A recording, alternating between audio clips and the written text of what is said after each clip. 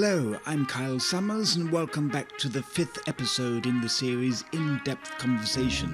Today we're going to be talking to the right awkward William Pilkington Smyth about the housing crisis. Welcome back, sir. Yes, hello. Thank you for having me back, Summers. Now, we need to go back right to the start of where this problem first started. It was, of course, Thatcher the Hatchet brought in the scheme of right to buy for council tenants. Now, this, I don't really want to go into this too deep, but that was the start of the problem. It was made far worse by the Thatcher government prohibiting councils from using that money from the sale of the council properties or borrowing any more money to build new homes. Subsequently, not enough residential homes have been built for the last 40 years. Now, I'm not sure that anybody has actually realized that this shortage is inexorably linked and exacerbated by uncontrolled population increases since the 70s. Also, new builds have been left uncontrolled, unregulated, to try and meet the supply for the demand due to the population increase has led to their uncontrolled greed and profit driven to scandalous proportions. Now, these greedy builders have absolutely no incentive or will to provide what is called the affordable units for the average person in the street, as it is seen by the builders as inhibiting their gross profits. Now, their argument is simply saying, why should we be forced to sell a one-bed flat for £400,000 as an affordable unit if we can get £600,000 for it by some chump who's able to afford the deposit and stamp up the mortgage to buy it in the first place? It's absolutely pure greed and money-grabbing morals on behalf of all these bloody builders. And the whole thing is absolutely absurd and ridiculous anyway, because how on earth a one-bed flat priced at £400,000 can be seen as affordable is beyond me. Now, another problem that needs to be dealt with is new inner-city developments are purchased in bulk by non-domiciles, that's to say, bloody foreigners who have no intention of living in the UK or even coming over here. In fact, these mass developments are purchased entirely off-plan, before a brick has been laid in the foundations. This is not going to take place anymore. It's all going to be banned. It's just ridiculous. They buy these developments purely for investment purposes, and they're left vacant. So all you basically have is a sea of tar blocks, totally empty. Absolutely nobody living in them whatsoever. If you look across the skyline of any city, especially London, all you see at night is a sea of cranes with red lights atop. You could almost trapeze from north to south, east to west, without ever touching the ground. It's too dense and ruined beyond repair.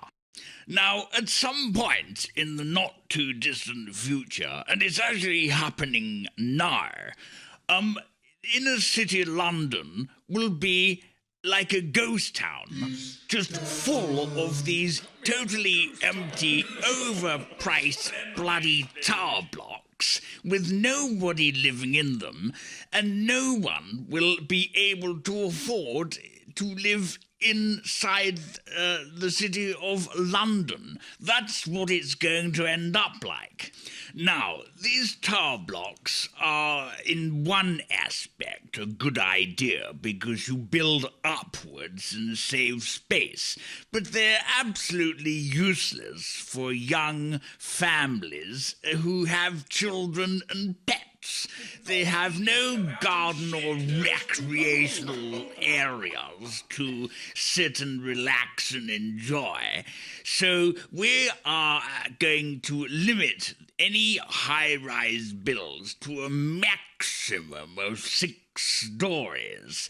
And they must, I repeat, must include parking spaces for every home in that block, and also a secure, safe play area for young children, which is to be CCTV monitored and also have a security guard in place to protect them and prevent any nastiness which may occur. Now, another important aspect to take into consideration, and I don't think anybody's actually thought about this or realized that all this building that has been taking place has not been linked into improving any infrastructure or services. Now, it's not rocket science, is it? You don't need Einstein to come up with this theory, or Stephen Hawking.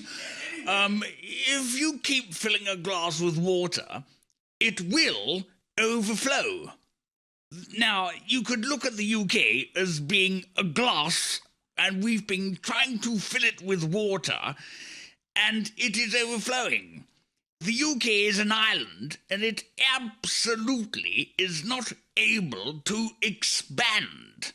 Now, this ram and cram culture is to be stopped immediately.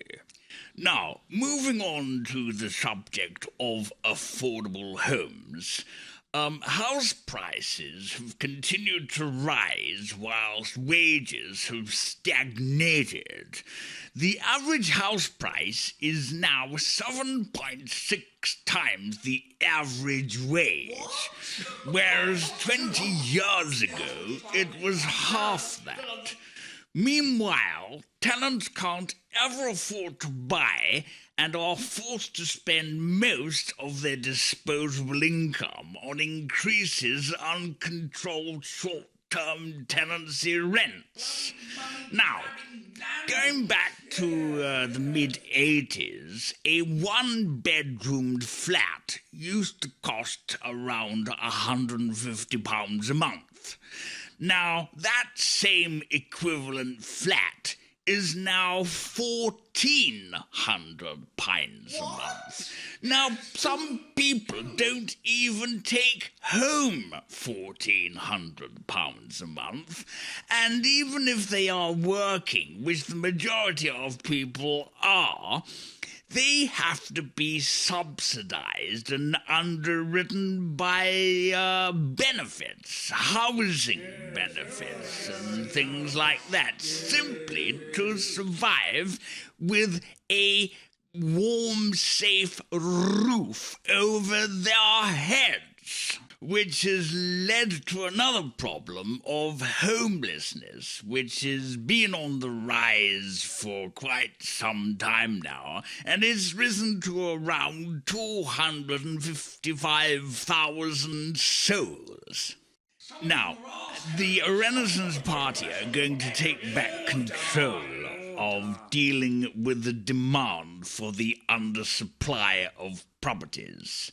Now, this is going to be in the form of population control, with procreation being regulated, licensed, and means tested, with an exam to eradicate the people with the least means having the most children. Now, for decades, we've had rubbish producing yet more rubbish. Now, we are in the situation whereby we have generations of people who don't know how to abide by the law and order and are a menace to society, who are directly responsible for destroying it and bringing it down into the bowels of the bloody scraping the barrel. Now, the rubbish element of society is to be medically prohibited from procreating, eliminating them from the gene pool totally. Now, this is going back to what we call the nature selection. The weak and the rubbish in any living creature simply dies out because it is no longer of any use and is taking up room from someone who is far more able to sustain themselves and make society a happy place to live. Now, the resolution to this dire situation is to freeze current UK property prices indefinitely. We're also going to ban new builds in London and the South East, and they're only going to be made available in the Midlands and northward, in less densely populated areas. Also, we're going to cap landlords and investors owning a maximum of 2 properties only. A rent cap of the mortgage payment plus 20% to prevent money-grabbing landlords overpricing their properties to the extent where people have absolutely no chance of renting anything anywhere. Also, we're going to be reducing a mortgage deposit to 10%. That will make it far more achievable by people wanting to buy our property. Another radical step we're going to implement, and all these parasitic royals are going to be forced to live in Buckingham Palace and pay an appropriate value rent to the government. Plus, they're also going to have to be totally self-sufficient by paying for their own servants and slaves, vehicles, security, and bills, etc. They are not going to be allowed to pounce off the state any longer. Now, once all these royals are crammed into Buckingham Palace, the Renaissance Party is going to seize all of their royal properties and holdings and be converted into luxury rentals. And the money from those rentals is going to be directed to the NHS. That will go some way to plugging the immense deficit that it's been trying to survive on for years. Well, that's wonderful news, Lord Smyth. Purely for time reasons, I'm going to have to draw this conversation to a close. I thank you for your input and your views and comments, and we'll see you next time on In Deep Conversation.